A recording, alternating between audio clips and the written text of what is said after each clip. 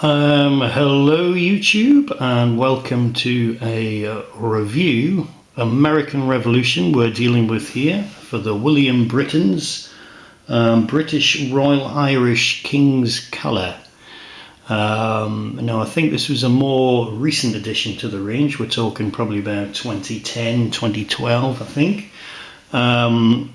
Now originally, Britain's released an American Revolution range many years ago, probably around about the late 90s, running into about the 2000s, the very early 2000s, and the quality wasn't great.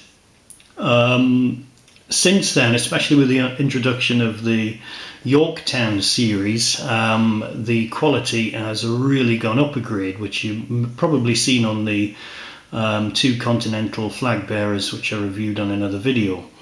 This piece here is no exception. This is the increased quality is quite phenomenal, really, to what we were used to with the other range.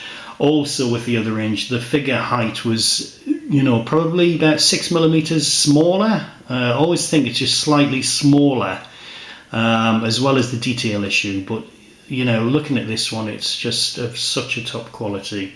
It is, like I say, with most of my stuff, it's dusty till I get these glass cabinets, but you see, the flag, absolutely brilliant.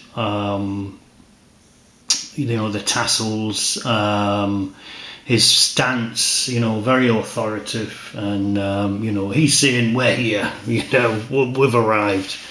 And it's a really nice piece. If I move this over here, just have a look in there, and you'll just see the crown, and obviously the Irish harp we have there, plus a little bit of Latin underneath. Now I'm not going to pronounce that because I can't, but really a really nice piece. I really do love this one.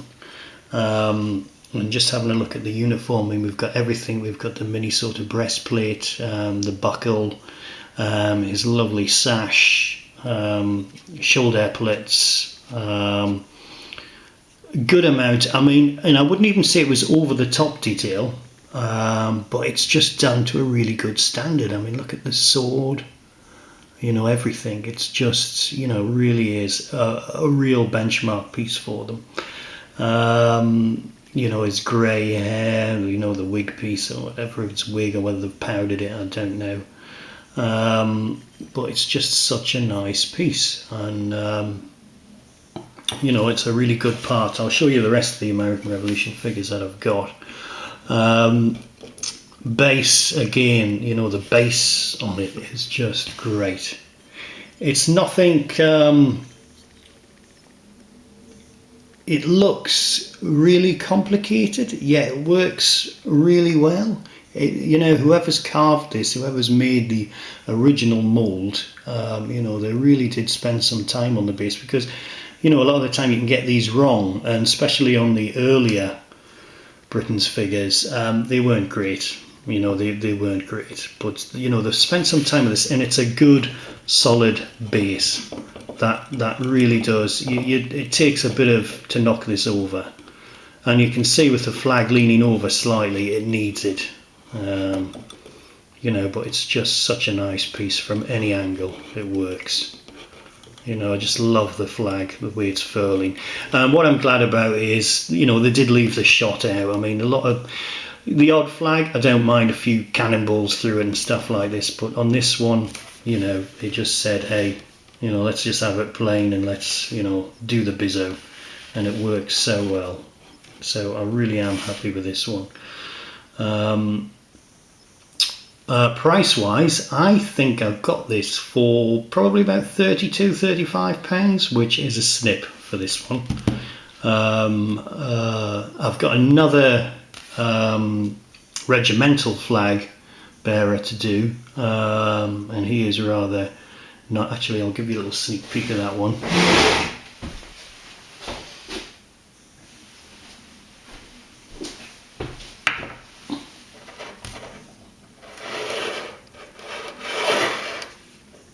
That's him there, and that's that's another nice one, but I'll do that for another time. I'll do that review later. But really do love these, so I'll do another video a bit later, and thanks for watching and listening, more importantly.